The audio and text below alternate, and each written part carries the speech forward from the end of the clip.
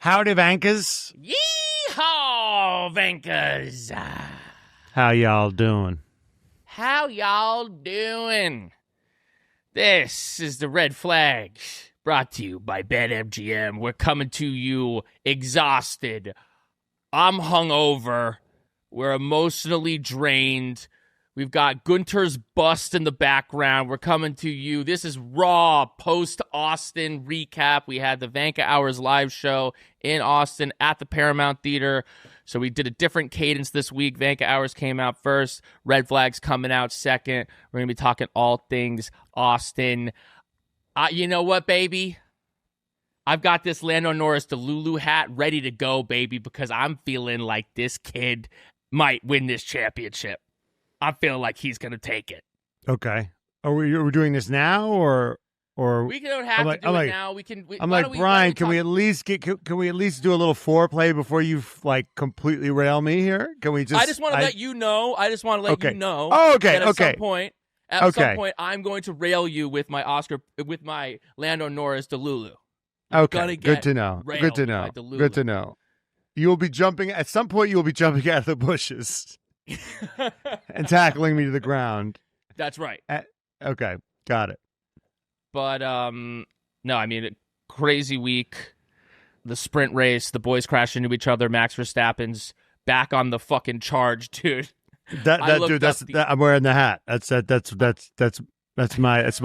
my tip right now. Yeah, I mean, it's getting wild out here. Max Verstappen is the BetMGM odds have Max Verstappen with the current, he has the best odds to win the championship right now. That's crazy.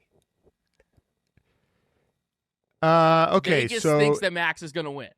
Is it Vegas thinks Max is going to win? Is that Max W or McLaren L? That's pathetic. Yeah, so these are the questions. Yes. These are the questions because, it looked like this was a foregone conclusion. Max Verstappen was out of this thing. I mean, even Helmut Marko, I think, came out and said something to the effect of in the middle of the season, Max, when he thought we were out of this thing, he got a little bit distracted, but he's locked in now. He's locked the fuck in now. And, he's locked in. He's down 40 points. There are 5 races left with 2 sprint races. At this point, this McLaren dominance feels like it is a thing of the past. We'll see if there is a track where they really have that edge. But it seems like as they've abandoned this, development, and the other teams have kind of sniffed that there's an opening here, they've developed the car a little bit better. This Red Bull seems to be at least with McLaren, if not better. And it is a question of if it's with McLaren, if not better, what's stopping Max Verstappen from winning the rest of these 5 races? And Brian, it's giving when you get into college early decision, and they're like, it can be rescinded, and you're like, nah. And McLaren is out here getting C's. They took their foot off the gas. Yes. And our parents are telling, no, they don't. They can revoke this, and they're like, no, I'm in. Right. And they're out here getting C's, and I think this bitch about to get rescinded. Yeah, well, we've seen it in football as well. Prevent defense. How many times have we watched a team in football winning in the fourth quarter? They're like, we're up 20. There's 6 minutes left in the fourth. Let's just make sure that we just don't let them score any touchdowns, and then the teams just march down the fucking field, score a touchdown, get an onside kick, score another touchdown. I mean, for this weekend, Max Verstappen got 15 points on Oscar Piastri. Mm-hmm. No, sorry. Got 15 points on Lando Norris. Got 20. How much 23 points did he get on? 23 because he got 8 points. He got 23 points on Oscar Piastri. 15 points on Lando Norris. 23 points on Oscar Piastri. This was a absolutely massive weekend for the Max Verstappen charge, and honestly, more than the race itself, the sprint race. It's as if he got another win.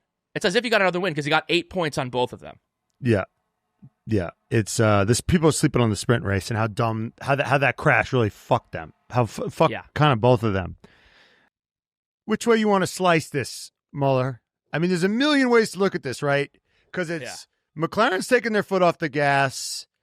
seems like Red Bull's putting their foot on the gas. Mecky's actually said an interesting thing recently where it's like it might cost them in 2026 a little bit, like the effort they're putting in. I'm wondering if this is an indication that they think they're going to be nowhere in 2026, like that their engine sucks, that they're actually, this is a sign that they think it's that this is their last year of really having a chance. And 2026, they're going to be out to pasture. That might be an indication that this might give us a glimpse a little bit actually into the future of, and that's why they're on tilt now. And maybe McLaren thinks they have a chance. I love that math, though. I love the math of kind of like, I think we're probably going to be bad next year, and oh my God, they're stopping developing the car, and Max is still in this thing, so let's like put efforts into this year. Like, they're doing, it's the gamble. That's, at their essence, the essence of Red Bull that people love is the kind of gambling vibe of them. The kind of like, we're going to go for it. We're going to go with the aggressive strategy. We're going to do stuff a bit different, like that whole thing. And this just feels like it's another, extension of that. It's kind of like, let's push now when everyone's taking their foot off the gas here. A championship like this one is going to be worth more than his 2022 championship, right? Than his 2023 championship. His 2024 championship, I would say, was pretty fucking impressive. And he's got two championships that if you actually look at them, you're like, holy shit, these are impressive. He's got two that you're like, well, he had the best car. There are a lot of guys that could have won in 2022 and 2023. Right. I think almost no one's winning in 2021. And I think practically no one is beating Lando in 2024. Maybe Leclerc. Maybe Russell, maybe Hamilton, maybe just those guys. But there's only one guy that's going to win, that could win this one in this situation in that car, and it's Max. So I think these are some really special ones. And I think what's interesting is you look at Michael Schumacher. Yeah, he won 5 at Ferrari. There were two. I don't have it in front of me, but there were 2 where it was like, this car is 2 or 3 where this car is fucking insane. Yeah. And there were 2 where it wasn't like that at all. They had to fucking steal 2. Right. So I think that's kind of what gets overlooked in some of these guys who have multiple championships. It's like, it's very easy to say, oh, they're fast car merchants. It's very easy to dismiss Max as a fast car merchant, but he had 21, 22, 23, 20. So he's 4 now. Yeah. He really a shittier driver would only have 2. Definitely. Wouldn't have 21. They'd have 22, he wouldn't have 21, 23, and they probably wouldn't have, because if you look at 24, he dominated that whole front of the season. And if there was another driver in there, maybe they split with Perez. You know what I mean? Maybe they have the McLaren early part of the season where they're back and forth. They don't build enough of a lead where all of a sudden when the McLarens do pick up pace, he has built out enough of a buffer in order to hold that off. And then, of course, Brazil. Look what's happening to McLaren, and they were Red Bull times 2. They had 2/3 of the season. Max only had the fastest car for 1/3 of the season. McLaren had the fastest car for 2/3 of the season, and all that's different is that Max is on the other team, and that's not even enough. No, let's be clear. If Max Verstappen can pull off this comeback, he shoots up into the greatest of all time conversation. Yeah, he's already close. He's already kind of there. If he can pull this shit off, the conversation of Michael Lewis, Max is a very real conversation. I mean, he is right there with those guys if he can pull this shit off. I mean, it's and I think honestly, when you talk about difficulty, when you talk about number of championships, I think these are the kind of conversations that get lost. Well, Michael has 7, Lewis has 7. You actually kind of have to dig in and look at, okay, who are they actually up against in these championships? Lewis is interesting because he won a tough one in 2008 against a Ferrari that was right. He won a tough one. That was a tough one. Arguably, could or should have won in 2007. It was 2007 was a fucking bloodbath. That was crazy. That rookie. I mean, honestly, That was one of his most that's like a testament to his greatness more than a lot of his championships. Like 100%. him winning in the fastest car is like a championship in the fastest car is less impressive than what he did his rookie year against Fernando Alonso. That is 100%. That benchmarks him for me more than a championship. I agree. You know, he beat Nico Rosberg in equal machinery, which I think people don't really understand. Like, I think if Nico was racing right now, he'd still probably be one of the better guys. Yeah. I think he honestly, this is going to sound offensive. I think he was Lando Norris level at least. Yeah, totally. Oscar Piastri 100%. Level. He was. Yeah. I think he was in that George Russell conversation. He just wasn't the GOAT. Yeah, and he literally had to like completely manipulate his entire life and change everything about his habits in order to beat Lewis. And Lewis got fucking unlucky as hell that year.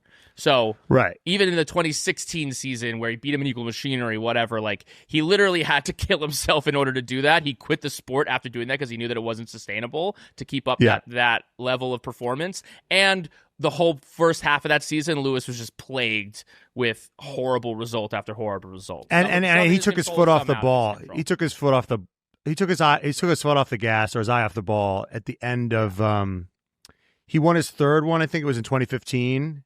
Yeah. And then Nico won the last 3 races in a row because Lewis had clinched and he didn't care, and Nico had all that momentum.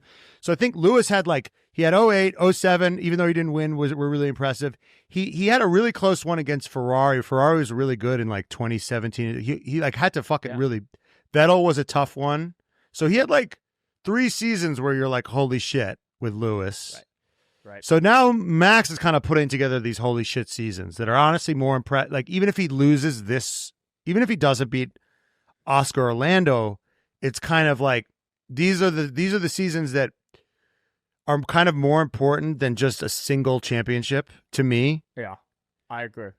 And even if he ends his career with 6, you're like, well, you have 2021 is psychotic. What he did in 2020 and against McLaren, holding on to that lead is psychotic. And then this, even if he gets within 5 points, I mean, if he wins, it's gonna be. I think it's to me, it's kind of. I mean, it's recency bias. To me, it's kind of over. Yeah. But it's insane. I don't Lewis never did anything like this. Michael never did anything like this. No. This is the most impressive. Fernando Alonso got very close. Yes. So if he comes within 2 or 3 points, that's what it would be like. It would be very Fernando. I mean, Fernando would be first time, that James Franco meme. That's what it would be. No, yeah. It was Fernando against Vettel when he got within, when the Red Bull was impossibly strong, but Fernando just kind of hung around. Yeah. And was consistent. It was a little bit different because Fernando was just consistent, just hanging around, and Vettel and it was kind of similar. Vettel and Weber were trading a lot, right? And I think that was kind of reminiscent. It was well, how is Alonso still in this shit, in this shitty Ferrari?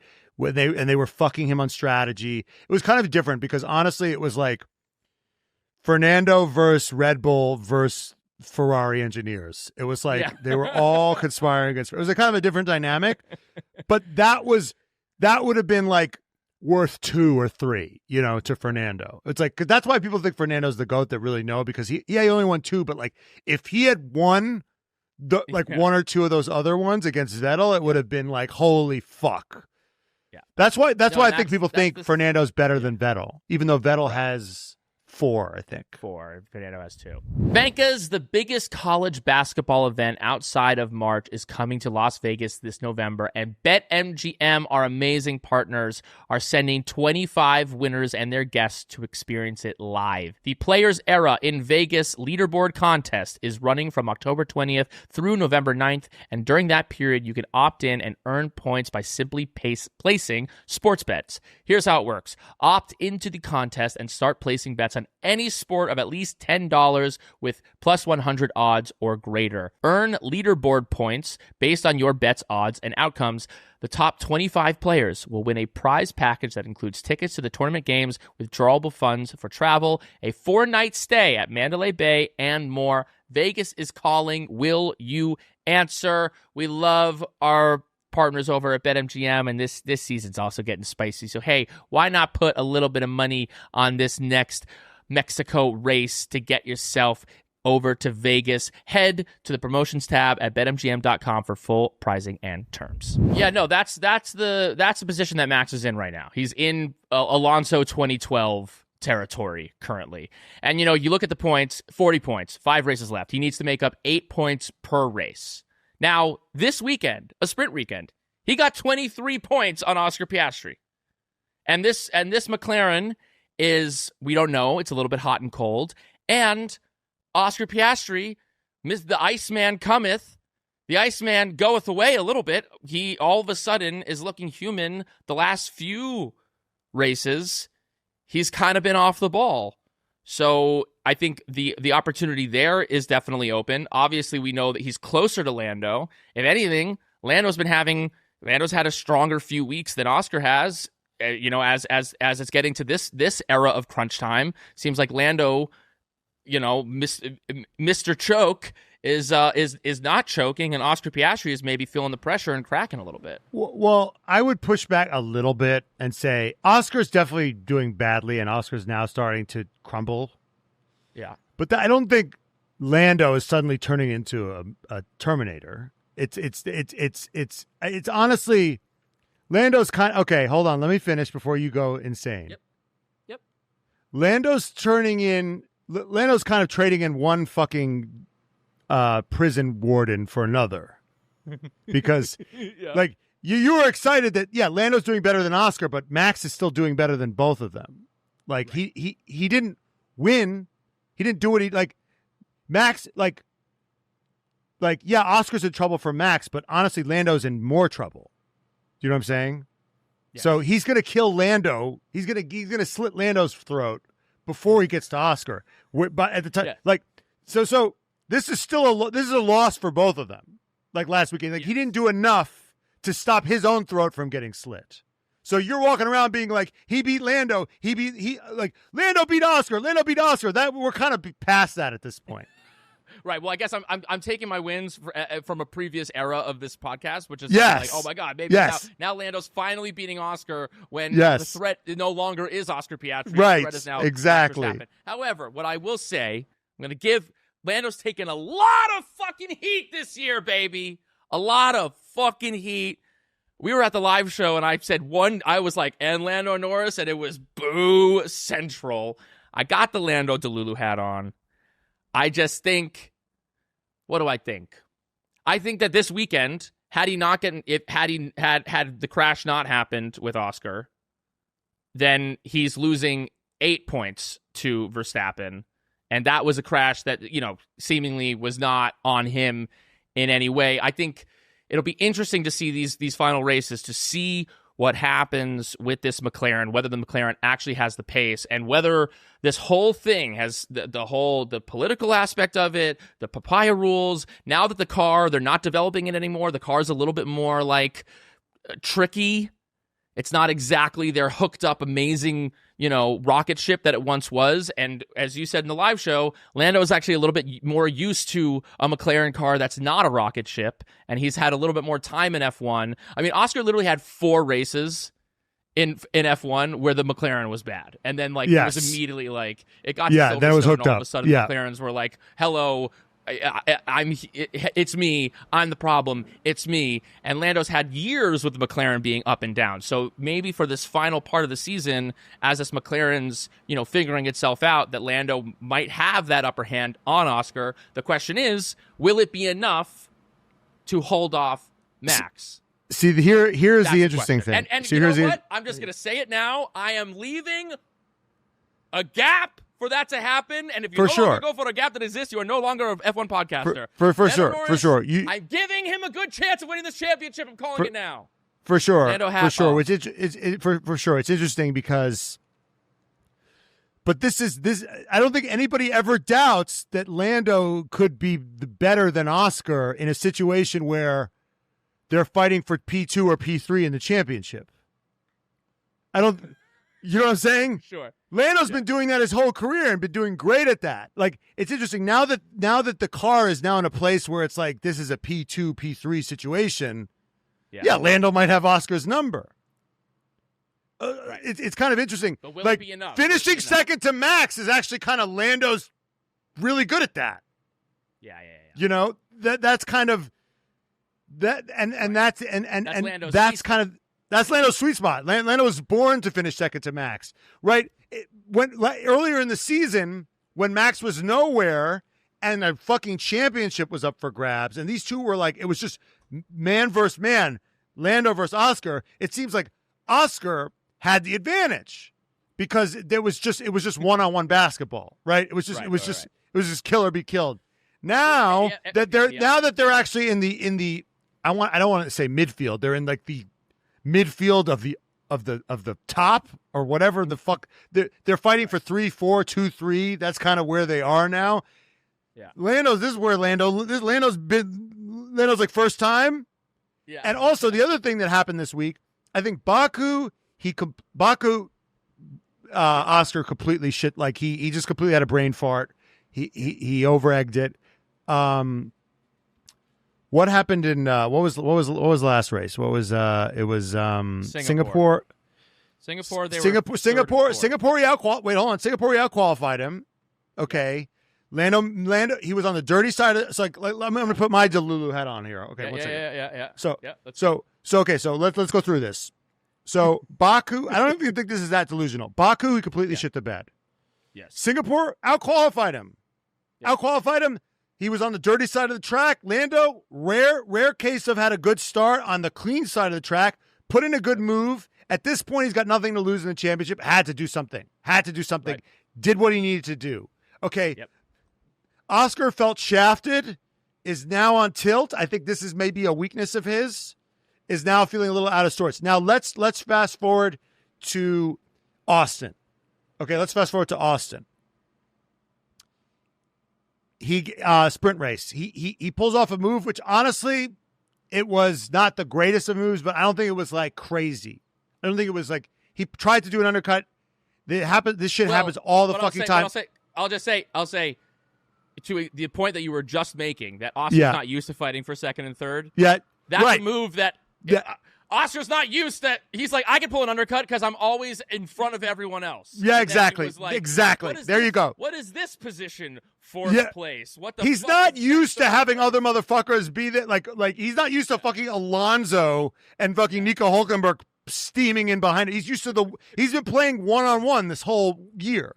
Right. So he's not, you're right. He's not used to that. Okay. So he takes out Lando. He takes himself out. Now, this is really important. This is really important because this speaks to another one of Oscar's, I want to say, weaknesses, right? We've said this before on the podcast. Lando's a shower. Lando could just show up to any track and his dick is like ready to go. And it's a nice size. Oscar shows up major shrinkage. Yeah. He needs to be fluffed and primped, and he needs all the FP sessions. He needs to study all the data. He needs a lot of pornography. You know, if you ever need like a semen analysis, they put you in a room. They get the lights. Good for you. They have all the porn magazines you could ever want. They got DVDs in there. That's what Oscar needs to get hard. Okay. Lando's ready to go. Lando's Dirk Diggler. He's ready to fucking go whenever, wherever. He's ready. He doesn't. I don't think Lando. I don't know this. I don't think Lando's a big data guy. I don't think Lando needs to go through the reams of data. I think he just shows up. He's ready. He's a natural. He's ready to go. I think Oscar needs foreplay, fluffing. And I think when we show up on a sprint weekend, how cold is it going to be in the room? What's going to be the temperature? I need to make sure that everything is right. I need the OCD. He's OCD. Yeah. So it might not be correct, but doesn't it feel right? You guys listening at home, it feels right. Okay, it feels correct. Our feelings don't care about your fucks, you fucking data freaks. It's vibe wise, it's correct. Shut the fuck. We're the Lando Norrises in this. We just show up. This feels right, and we kind of go. That's us. Yeah. Okay, I haven't looked at the show notes once. Okay, that's us. Oscar's gonna go do a big. So when he shows up, he gets FP1, and then he gets a sprint race where he crashes. He gets no foreplay. Nothing. And then he's got to do quali. He's fucked. Yeah. He needs, and usually what happens with Lando, with Oscar, is he gets FP1, FP2, FP3, Q1, Q2, and then in Q3 he fucking gets him. We've seen this all three. He's ready. Right. Yeah. And he can get hard and he can come. That's Oscar. And if he doesn't get that, we saw he was fucked this weekend. Singapore, he got all his sessions, it's very OCD. Right. And I thought, now we could be completely wrong, but Baku brain fart, Singapore dirty side of the track, good move by Lando. Yeah. I'm actually, you know what I'm saying? Like everyone's calling this a mental collapse. I'm actually seeing 3 different issues here, which is kind of a good sign. Like, it's kind of I'm not seeing he's like with Lando, it's like, man, this guy fucks up the start. Man, this guy, I see a few things with Lando. He fucks up starts. His racecraft is a little sloppy. Like there's a few different things that I see with him. Oscar, I see total collapse in Baku. Got just dirty side of the track, rare good move by Lando, hats off to Lando. And this I see this is something that we've noticed all season. This guy needs all the sessions. He needs all the prep time. He cannot just show up and be fast, which is a flaw. Yeah, something that he needs to work on. I mean, it's something that he needs to work on. He's still early in his career. He's still early in there. This is still only year 3. He has room for that to think. Because let's remember, last year in the past couple of years, the knock on him has been tire deg, that he hasn't been able to keep, and he's figured that out. I trust that maybe Oscar, going forward, will be able to get a little bit. He'll be able to show up to track with a quarter chub. You know what I mean? He'll be able to show up, and he's got something going on. I can see an imprint in the pants. I think he might be able to figure that out. I don't think that's necessarily going to happen this year. He might need these two. We have got 2 more sprints. Those might be. We'll see. We can look out see how he does with the limited information, with the one session there. But yeah, I mean, I don't know. But again, what I'll say too. I do think that Max has a very legitimate shot at winning this championship. Right now, it feels 100%. It feels 50-50, if not a little bit higher than that. But as Gunter said in our live show, there is a degree of luck that he's going to need to have. He is going to need to win every race. So he needs to have nothing go wrong for him, because he's going to have to win every single race from here on out. And he's going to have to these McLaren guys, the car is going to have to be in some other place. They're going to have to be taking points off each other, which is all very possible. But, anything that goes wrong, a slow pit stop, a shitty safety car, there is now, Max is going to do everything that he can in his power, but you never know what the racing gods are going to throw at him. And there is a world where, if he gets fucked with some unlucky thing or he gets taken out. I was looking back in Austria when he got taken out by Kimi Antonelli. Remember that? Mm-hmm. Got when Kimi Antonelli on turn 3 or 4 charged up the inside and just took Max out of the race, and he was like, fuck it, I'm not winning the championship anyway. Imagine if that hadn't happened. We'd have 10 more points on his way. Here's the thing. He was where was he when he got taken out? He was in 5th. He wasn't in NPC territory at that point. But he still would have gotten maybe 10 points. You know what I mean? It's now having real ramifications. You know what else is having ramifications? When he. Yeah, it was you know what? I'm not winning this shit anyway. Let me just fucking crash into George. Yeah, well, I'm sure he wants that back. I bet you he wants that fucking back. When Helmut Marko said that Max lost his focus a little bit during the early parts of the season, I think maybe when he crashed into George on purpose, that might have been part of it. Yeah, maybe, just a little bit. Yeah. He like that's so iconic. Sure. That would be so iconic if that came back to bite him in his ass. Honestly, props to George, because he got in his head so much. Right. That George might end up costing Max. Of that. When did that happen? I mean, this is Barcelona. I don't remember the exact circumstances, but he had to like give a place back. Like him and Georgia were scrapping. I think he got a 10-second penalty and dropped like a bunch of places. Yeah, he completely. He was scrapping with George. He had to give the place back, and while he was giving the place back, he crashed into George. Some people say it was a purpose. Some people say it was a fucking error. Either way, he lost control. And even he was like, even he was chastened by that. I think he would have gotten 5th place in that race, and instead he got 10th. So he lost 9 points in that race. Yeah. He lost 9 points in that race. Yeah, he'd almost be in the 20s on Oscar now. He'd be like 31 points back now. If he didn't crash into George, and if Kimi Antonelli didn't crash into him in Austria, he would be so much. He'd be within a race. He'd be within a race. He'd be within 25 points. It's crazy. Think about it. I mean, now people are like, now it's crazy to go, because what's interesting is nobody was thinking about those moments when they happened, because it's like, well, but now they're crucial. Yeah. Fucking Kimi Antonelli, dude. Wow. Yeah, it's interesting. You know what's interesting is I think Oscar still isn't as good as Lando at the tire maintenance, but his racecraft is so good, and he's been better than Lando at qualifying that it hasn't mattered. Right. That he's been better at the starts, he's been better at qualifying, and he's made those moves and he's better at racecraft. So it's kind of mitigated. He's just not quite as good at the tire maintenance yet. That's probably the last step. Who, Oscar? So yeah. I think Oscar's. I mean, it hasn't been as. I mean, maybe that's still a little bit of an issue, but it hasn't been that much of an issue with the tire maintenance. I think if anything, now we're getting into. But even with now Lando he's in traffic. Oscar, you're really seeing it. Right. Sure. Now, yeah, he was able to stay in 5th. Though it's like these cars this year, it's like so hard for these cars to pass each other now. Yeah, but look, Lando. I mean, this is an outlier because he didn't get the fucking FP whatever that he usually needs. But like Lando, he struggled a lot, but he eventually got past Leclerc. Yeah, he got past Leclerc. And Piastri could not get past Hamilton. They're both Ferraris. Yeah. They're both running the same tires. Yep. I mean, you could argue they're that both maybe running in dirty air. Yeah. They're both running in dirty air. I mean, it was the same situation. Lando got by. Well, do I need to fucking Lando do Lulu hat now? Lando got by fucking Leclerc. Lewis was on their tail. Lewis was on that like every time that Lando and Charles were going Lewis at it. was right there. Lewis joined the party whenever. He was Oscar. Sniffing. He was Oscar sniffing, but Oscar wasn't there. Yeah. And then what happened when Lando got Leclerc? Yep. Where was Lewis? Right behind Leclerc. They were scrapping. They had to pit Leclerc out of the way. Where was fucking Oscar? Nowhere. Yeah. That was fucking dumb when the two of them fought each other.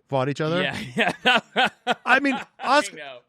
When they fought each other, I mean, Oscar was so far behind Lewis that when he got a fucking puncture, he still didn't catch him. Yeah. It's disappointing stuff. He needs disappointing stuff. I mean, maybe he was saving his tires because I don't know what the fuck he was doing. It was like it was a bad saving his tires at the end of the race. That was at the end of the race. I think the argument was earlier that he was like, the dirty air is fucking up my tires. My only chance here is if I pull an undercut and I go long, or I pull an undercut and I gain some positions on track there. But no, at the end of the race there was kind of no excuse. Yeah, but if he had a little more pace, he actually would have gotten Lewis at the end. Yep. Yes, he would have, and that would have been huge. Yeah, because they were on basically the exact same strategy. Oscar and Lewis. They both were on mediums until about lap 30. I think Oscar pitted one lap before Lewis in an attempt to do an undercut, and it didn't work. And yeah, he wasn't able to get him in the end. And I also think that like now that the cars are closer, now that the top 5 are it's not a foregone conclusion it's going to be McLaren 1-2 in a weekend where you're 0.3 behind your teammate. You used to be able to get second. Right. I mean, there were a few times this year that both of those guys have been like 2 or 3 behind their teammate, but they got second because it's the McLaren and we're better than everyone else. But not anymore. So if you can't be there, and I think it's interesting, I think I guess I'll just the one thing I need to defend Lando a little bit because he gets this whole rap about how he's fucking like doesn't have that dog in him, and people think that he's soft and people think that he's X, Y, and Z. But there have been examples of him stepping up in big moments. Abu Dhabi last year stepped up. He won that race. They won the Constructors' Championship. They needed him to do that. He did. And I think Oscar is more built, like naturally built for those moments. Oscar's more naturally built to withstand pressure, but as much as even though he's won in the junior categories, this is his first time on this stage this big, and I think there is a level where it isn't just fully stepping into it with that same level of cool-headed confidence that he has that he's shown in other times. And as much as there's a desire to say that Lando isn't built for these moments, I mean, we'll see how the year finishes, we'll see how it ends, but like, pressure's been on. It's time to perform. We're getting to the final crunch time of the year, and right now Lando's performing better than him. Yeah, but I just don't think it's like championship pressure. I think it's all those factors that we've been talking about. It's still championship pressure. It is. He's had championship pressure. Oscar's had championship pressure the whole year. Dude, he's got four. They both have had championship pressure all year. What do you? I mean, I understand there might be a little bit more, but you think that Lando Norris is really not thinking I might win the fucking championship? Of course he's thinking that. He's fucking 14 points behind Oscar. This championship is still very much of course play. It's not like, yeah, it's Abu Dhabi, and if you don't win this race, then you're not going to win. We'll see if we get to that point and how they perform in that moment. But of course, he's feeling championship pressure. Of course, they're both feeling championship pressure. But like I said, I'm looking at this Oscar stuff. Lando likes the chase. Lando likes the chase. Yeah. It's the only person that likes to beat. The only person that fucking likes to be chased is fucking Max Verstappen. He gets off on that shit. Yeah. He likes both. He likes it all. He loves, I mean, he lives for this shit. I mean, he's got no, yeah, I mean, he's racing in sims. He's doing the Nordschleife or the Nürburgring or whatever the fuck it is. Yeah. He doesn't really, he doesn't, Peter Windsor was talking about this, right? He's the only guy. I mean, Oscar's kind of like this too, I think. He's really the only guy that fame and success hasn't really changed. He has the same process. He has the same he just goes about the shit the same way every week. And it's like, you see this happen a lot in a lot of things, but in Hollywood, right? Yeah. You'll see this guy who's like such a genius filmmaker or girl, doesn't matter. Yeah. And they'll make a movie or a couple movies and they'll be so successful, and then they'll make a movie and you're like, what the fuck was that? Yeah. And it's because they fucked with the process that made them great. They stopped people stopped telling them no. People stopped telling them that was a stupid idea. And he has the same people around him that he's always had, whether you like those people or not. Right. And it's just he doesn't fuck with anything. He doesn't do the Vogues or the GQs, and I'm not saying those things are bad. I'm just saying that whatever works for him, he's kept it the same. Yep. And he's metronomic, and nothing really changes for him. And he doesn't. And I also think the way that he has grown is that he doesn't have a chip on his shoulder anymore. He doesn't have. I think at other times. I mean, we'll see. I'm sure he'll get pissed off and he'll do whatever. But even when I saw some interview about him talking about the rest of the year, and he was just he was saying simply like, we do have a chance to win this, and we're gonna need to be perfect, and we're gonna need some things to go our way, but we relish that opportunity, and it's just a chance for us to just go in every week and try to do our best, and if we get there, amazing, and if we don't, that's okay. And I think that attitude, someone kind of broke that down. They were talking about like it's a great way of reframing pressure. Do you know what I mean? Because and I think that's what Lando and Oscar need to start to do. It's a privilege. It's really hard. Pressure is a privilege, and it's really fucking hard to do that. It's really hard to maneuver that. And I think when you have I need to win this in order to validate me. Like if I don't win this, who am I? If I don't win this, then then my life is a failure. This is my only chance. The difference between this is my first championship, this might be my only chance at winning it, is a much more difficult, or it's a very different type of pressure than I'm going for my fifth, and if I can pull this shit off, then great, but if not, I'm still Max fucking Verstappen. I think that's the attitude that he has, and I think it's a huge advantage versus going against two guys that are dealing with that other pressure that he dealt with 5 years ago. Yeah. And Max never had to deal with the well, if I lose to my teammate, that's just devastating. Like he never had to deal with that. I mean, in ways. Well, he kind of did. Daniel Ricciardo, and then Daniel Ricciardo got. Then they were like, and goodbye. And since then, yeah, but they were never fighting for a championship. Now he has to worry about Yuki Tsunoda, dude. You never have to. Neither of them had to ever worry about being like a Barrichello or a Weber or one of those guys. Well, now he does because of Yuki. Yuki's No one's talking about how Yuki's going to be the person to get away at the Max winning this championship because he's going to start winning for the rest of the year. Yeah, oh my God. Don't tempt me with a good time. Vegas, when we started this podcast, we didn't know that we'd be literal business moguls as well. We just thought we'd be talking to each other on the internet and no one would care. But now they do care. And not only do they care, they want to buy our perfect merchandise, which you can get at theredflagspod.com. And when you use theredflagspod.com, know that you are buying clothes through our friends at Shopify. Shopify is the e-commerce platform behind millions of businesses around the world and 10% of all e-commerce in the United States, from household names like Mattel and Gymshark to brands just getting started to brands they're about to be on the NASDAQ like the Red Flags podcast, okay? Get started with your own design studio with hundreds of ready-to-use templates. Shopify helps you build a beautiful online store to match your brand style. Accelerate your content creation. Shopify is packed with helpful AI tools that write product descriptions, page headlines, and even enhance your product photography. Get the word out like you have a whole marketing team behind you. Easily create email and social media campaigns wherever your customers are scrolling and strolling.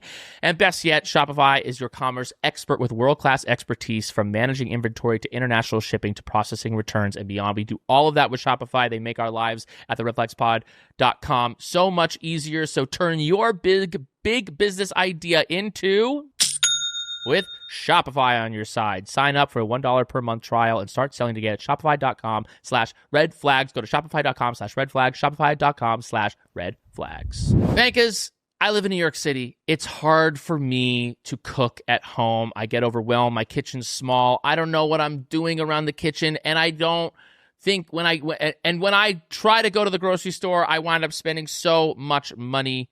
But thanks to Every Plate, I can get restaurant-level deliciousness week after week with recipes like crispy buffalo ranch chicken and cheesy Mexican street corn hash. You will spend less on these flavor-packed homemade meals than you would on your normal groceries or at a restaurant. Cooking the same things over and over? No.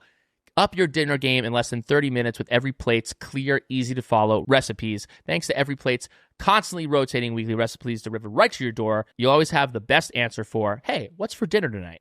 Okay? I love Every Plate. I love cooking at home. I save money. The meals taste amazing. When I order in, I'm spending so much money, and the food tastes like crap. When I go to a restaurant, you never know what you're going to get, but you do know you're just going to spend $1 million American dollars, but not with Every Plate. So what are you waiting for? Dig into these flavor-packed meals your household will love. New customers can enjoy this special offer for only $1.99 a meal. That's less than a soda. Go to everyplate.com/podcast and use code REDFLAGS199 to get started. Applied as a discount on first box, limited time only. So get on it. No, fuck it. Let's just go to our awards. Hottest moment of the day. I mean, it was Leclerc defending against Norris. That whole... Yeah, certainly there was the only thing that really happened in that race was Leclerc and Norris. And thank God there was at least that, because that's one thing. You know what I'm going to give hottest of the day to? Yuki Tsunoda, race start, sprint, and actual race. Yeah. I mean, getting Bearman's weak shit out of there. Get that weak shit out of there. Obviously, red flag of the day is going to go to Bearman. Yeah.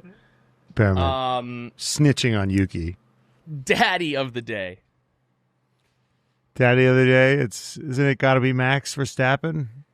I think it's got to be Max Verstappen. But you know who I'm going to maybe also give it to? Fucking Laurent Mekies.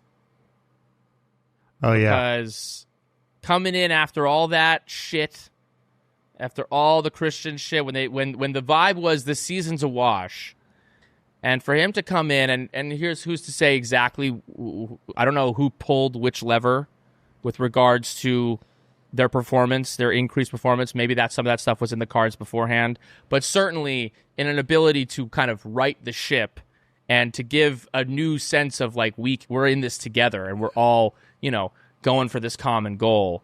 Then I think that Laurent Mekies deserves, good bit of credit for what's happening right now over at Red Bull. You think Christian is the DiCaprio meme for DiCaprio meme from Once Upon a Time in Hollywood when they're talking about the upgrades. He's pointing like, those are my upgrades. Yeah. Those are my upgrades. What the fuck? Well, I don't know, because I don't know. I'd be curious exactly what levers were pulled at which time, because if they're potentially sacrificing next year's performance for this run, then who knows when that decision was even made. Because certainly when Christian left, the vibe was not that Max was going to win this championship. Well, when we talked to Christian, we talked to Gunther, he was saying these upgrades, they get decided months in advance. The lead times are insane. So he seems to think that Mecky's kind of had nothing to do with these upgrades. That being said, like, it seems like setups have been going better in general before they came. Like when he came, they just seemed to be more on top of shit. Yeah. So that seems like Yuki's done. Not that he's been doing amazing, but he seems to be doing a little bit better. Yep. So, I mean, I think both things can be true. That he's had a positive impact, and these setups that Christian put in the pipeline a million years ago have worked. Right. Hey, if the head of our health department doesn't care about causation, then why should I? Correlation's all what it's about, baby. Yeah, I said it. Daddy of the day, radio of the day. George Russell going, Piastri slow. Piastri slow. And then someone said, Russell saying Piastri is slow, but never overtaking him. LOL. Just firing shots. Yeah. There was, did you watch the, did you see the cool down room at all? We had to head to the theater. Did you see the cool down room? I think I saw like a memes of it, like people clipped it into pictures and subtitles. What was it? Well, Lando said that like the track was hard, and they're like, I just wish it was a little bit easier. And Charles and Max both looked at him like, what did you just say? Like, we live for this, and Lando's like, it's annoying. Oh, why do I have to do this track? But then there was a great moment. You know, Lando's just like, I don't know. People are shitting on him for that. I'm like, that's just like, you know, something. It's like, yeah, sometimes these. I can imagine you're still at work. I could see it being like, God. I mean, he did well today. I'm sorry, like he was as much as he didn't like the track, he still fucking got second place. God dang. Yeah, I mean, maybe it's good that he doesn't have that like toxic machismo where it's like, yeah, make it impossible. I want to be near death. I want to have a near death experience every time. Yeah, can you make the walls closer? Can you make them closer? Yeah. Like, I guess that's a good non toxic thing, right? And I think, but I think so. I don't know if they're staring at him like, what do you mean? But I actually think that these two guys are psychos, and they actually would like the walls closer, and they would like it to be harder and more dangerous. Like I think they actually believe that, but I'm sure there are other people in the paddock, that do feel that way, but would never admit it. Right. There are guys in the world. They're not necessarily professional race car drivers that are like, yeah, make them tighter, make the walls tighter, make it faster. Right. But they're like secretly shitting their pants. That's toxic masculinity. But I mean, that is liberating. Yeah, I don't know. It was just a funny thing to say. But then later they showed the Bearman move on Yuki. Yeah, and as Bearman went off, Lando sarcastically went, "Oh, that almost worked." Oh, wow, that almost worked. I was like, oh my God. He's such a little fucking sassy little bitch. He's such a sassy little bitch. Let's see what else. Look at these peasants. Trying to do a little overtake for P7. Let's see. What are our other I don't even remember what our awards are. Karen of the day. Obviously, Ollie Bearman for trying to get Yuki busted. I don't really have. There weren't that many insane things. I don't remember. Yeah, at one point when Charles was like, Norris track limits, that was from amazing. behind him. That was awesome. That was fucking awesome. I was like, how the fuck does he do that? How do you drive at lethal speeds and then snitch at somebody behind you? I was just like, I was just more like, wow. Yeah. Sometimes Karens can be impressive, the ability to call it. They have millions of cameras to catch that, and like probably sensors too, and then Leclerc just could fucking catch it in that 3-inch mirror. And then red flag of the day. Well, we already gave Oscar wanker, but I just think McLaren. I've never has a team that's been so successful. Look shitty. And you know what's funny? I'm going back in time. If I'm Lando Norris, you were saying, "Oh, isn't Lando the man for winning them that constructors?" If I'm Lando, man, I'm like, man, I should have thrown that fucking race. Yeah, fuck them. Yeah, they made my 2024 championship hunt impossible. Right. Yeah. It wasn't really on anyway, but right. They nobody believed in me. They help. certainly didn't believe. Nobody believed. Me personally, I didn't believe it was on. You believed it was on, but you know who else didn't believe it was on? Them. They didn't believe it was on. Yeah. They gave Oscar. They turned Oscar into a monster. They fed it water after midnight. The gremlin, the Mogwai, the cute little Furby. Now it's turned into a gremlin that's ripping my face off. Yeah. And I if I'm looking back, I'm like, man, I should have let Ferrari win that shit, or Mercedes, whoever was in second that year. Because what am I getting out of this? What are either of them getting out of this?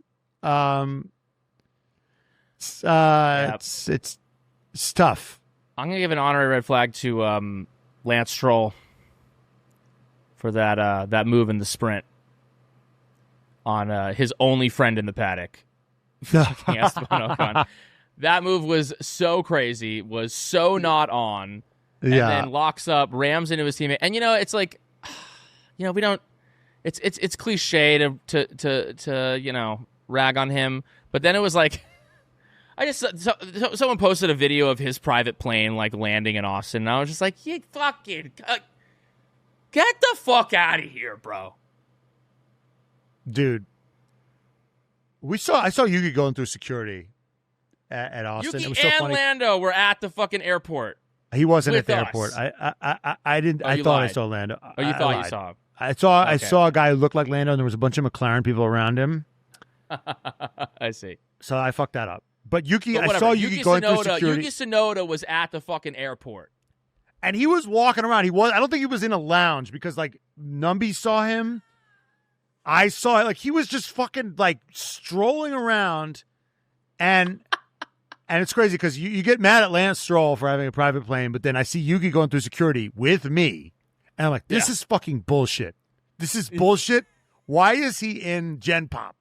Why is this guy in Gen Pop? Because he's a man of the people, and he wanted to go to Salt Lick. Because the Austin airport's got good fucking food, and Yuki wanted to be there, dude. No, dude, that's hilarious that Yuki was just in the airport walking around. Just walking around. Nobody recognized him because he had the hat and the shades, and he doesn't, nobody. But I recognized, because what happened is I met his social media guy, and he's very distinct looking. I saw him walk by. I was like, and I turned around because he was seated. He was in some food court behind me. So I was sitting with Ainsley, who was facing the right direction. Yeah.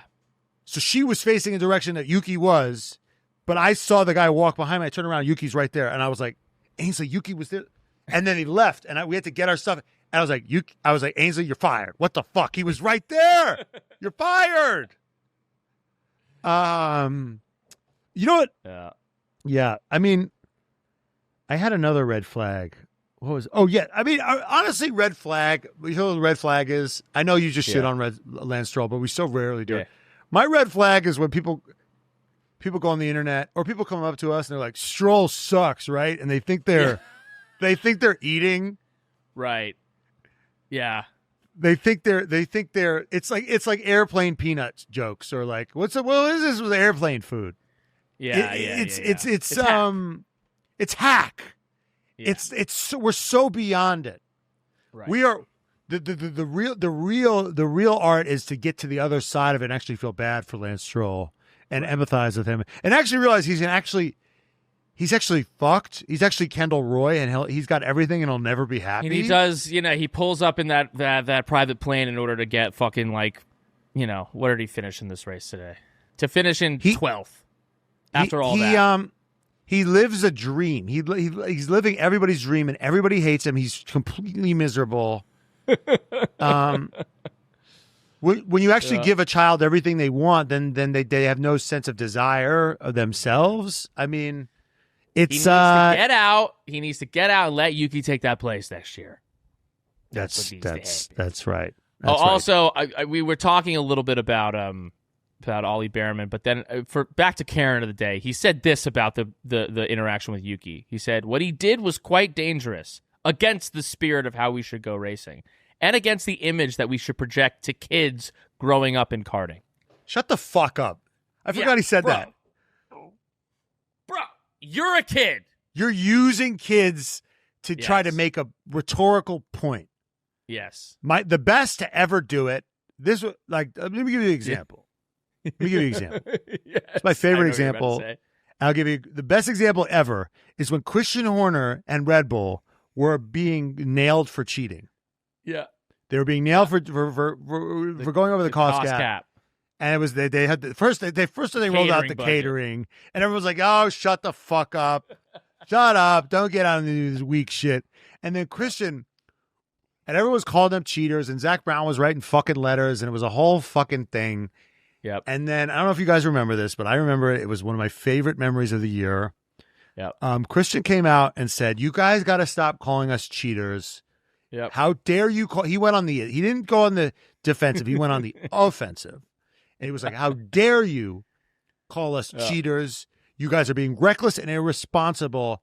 My employees' kids are getting bullied in school. How dare you? Have you no decency, sirs?" Yep. And I was like, wow, this guy's incredible. This guy is the best at what he does, whatever the fuck it is that he does. And whatever that is. And the think of the children is just a brutal tactic. It's also like, dude, bro, you're a rookie. Like, what are you like, dude? You're a fucking rookie. Like, you're coming in here talking like if Lewis Hamilton or one of the old guys, one of the old guard wants to come in and talk about setting an example, but you don't get to be like a rookie in the league talking about setting an example. You know what I mean? Like, you just got here. Also, Bearman has crashed and like sped in the pit lane and like had all sorts of run-ins with the stewards. It was so. I saw some meme. I don't know. I can't give attribution because I forgot. But someone said British bias applies to all drivers except Bearman. Those people hate his ass because he's always in fucking trouble with the stewards. He's always fucking having run-ins. That move was so not on. Yeah. That move was so not on. I don't know. It's just like, but yeah, whatever. If you come into the league as a rookie and it's your first week on the job and you're like, guys, like, let's clean up around the office, okay? Like, guys, come on. Like, seriously? What kind of company what kind of company do we have here? What kind of office culture is there? No, dude. You don't get to you don't get to set the tone. Yeah, shut up. Shut up, dude. Okay, don't fuck with our boy Yuki said, no. Yeah. Fuck, Mary, kill this podium. Max, Charles, Lando. Marrying Max, fucking Charles, killing Lando. Marrying Max, fucking Lando, killing Charles. Mexico is coming up. Predictions. Max Verstappen, George Russell, Yuki Tsunoda. Let's fucking go. Let's fucking go. Time to stop fucking around. Tsunoda. I think it's going to be. Honestly, I think that George could win this race. Who won it last year? Let's see. Carlos Sainz won it last year in the Ferrari. Just this feels like it's a street track. It's gonna be hot, but It's gonna be hot. I don't know. But they did well in Singapore. They did well in Singapore, but that's a different kind of hot. That's like humid and it was humid. nighttime hot. It's humid. It was nighttime. The sun beating down on it, and the air is that makes a thin. difference. So don't you have to bring a huge wing? You have to bring a lot of wing, which they historically have not been great at. So actually, maybe they won't be that great. I think it's going to be George Russell 1, Max Verstappen 2, Charles Leclerc 3. Okay. Well, we're running out of time for our boy Yuki to get a fucking podium, so we have to start banging the drum. Well, now. yeah, you can. I don't know we can take turns. We can take turns. We want to before we go. You want to show the people what's behind you? I don't know if you've witnessed this the whole time. So we have a Gunther Steiner bust. This is a life-size bust of Gunther Steiner. I put these glasses on him. If I pull them off, he'll come down. It was made by our friends at Invent 3D. They sent us this bust of Gunther Steiner. If you watched our episode with him at the Paramount Theater, then you obviously saw it there. But this will now be forever living in the background of Matt's home studio. Brian was trying to give it away to people, and I was like, "What the are you? I will kill someone. I will kill you. This needs to be in my apartment." And I brought it home to my girlfriend, and she was like, "What? No." I was like, "Yes." She's like, "He's terrifying." Now I want one. You hear that? 3D. Maybe we can. Hey, Invent 3D. Maybe you can send me one, and we can have him back in the background of my. Or do you want a Gunther, or you want a? They already have the file for Gunther, so it wouldn't be a pain in the ass. I want a Gunther. I think us both having Gunther is iconic. I think we both need a fucking Gunther. Who else would I have? Oh, who else would? Wait, who would be the fun people to have? So Gunther, Yuki Tsunoda. Yeah. Who else? Otmar taking a selfie. Otmar selfie face. No, I don't want an Otmar. That's a whole other episode. So let's see our bucket list. Let's see. Who are our favorite people? It's got to be Yuki Tsunoda. George Russell would be kind of fun. Martin Brundle. Alonso. I would love an Alonso bust. Put down in the comments who you would want a bust of in the back of my fucking pod setup. But I don't know, dude. Yuki Tsunoda, Gunther Steiner is obviously fucking iconic, dude. Flavio. Bernie Ecclestone. I don't know, dude. I think Gunther. I mean, Gunther's hard to beat. Gunther's kind of hard to beat. He has such a distinct face. Hold on. Fuck it. 1 second, guys. Yeah. Let's get a close up. Show the people. Wow. Here she is. I mean, it is kind of terrifying with just the whites of the eyes. Turn it to the side. Look at that. Wow. Oh, wow. Look at that profile. I mean, does that not? That's how you know. If you're listening on Spotify, put it onto. You could put it on visual now. Give us a stream while you're there. And if you're listening on Apple Podcasts, go to YouTube. Well, maybe we should make it the picture, or yeah. I'm gonna have so much fun with this guy. Hello, I'm Gunther Steiner. It's me, Gunther Steiner. What the fuck? Wow. I mean, wow. Wow. Oh no. No, that could never happen. Papaya. McLaren. Papaya. Which papaya? Who's gonna? Hey, Gunther. My guy, Oscar Piastri. hey, Gunther. Who's gonna win the race tomorrow? McLaren. Which papaya. McLaren? Which fucking McLaren? Oscar.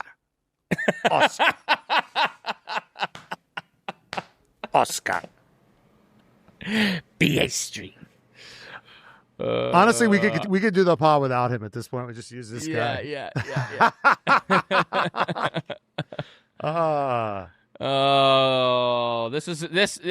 It was a great week in Austin.